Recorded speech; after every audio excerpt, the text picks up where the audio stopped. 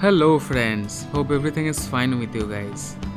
In this lecture, we will understand what is Ajax and why we use Ajax. Well, Ajax is a short form of asynchronous JavaScript and XML. With Ajax, you can send data to a server, you can retrieve data from a server asynchronously without even interfering the display and behavior of the existing page. Yes, friend. Now, what does this mean?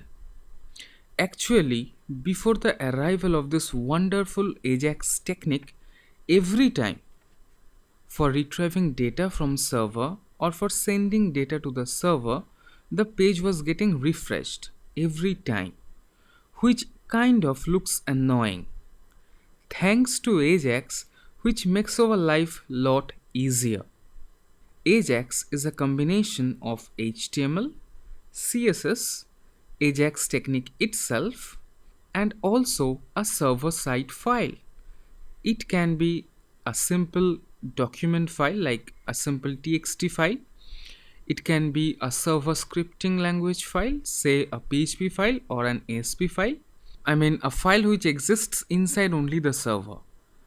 Now, in this whole section, you will learn more about Ajax, where you will have complete understanding of how it works, how to use it, etc.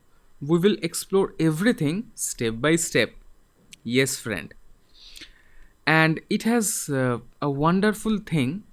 Remember this term XML HTTP request object. Yes, friend. This is the main thing which helps us to communicate with the server. Just remember this thing. This is the main important stuff. Yes, friend.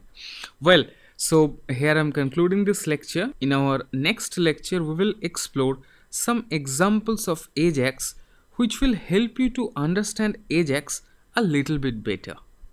So see you in the next lecture. Till then, have fun, take care.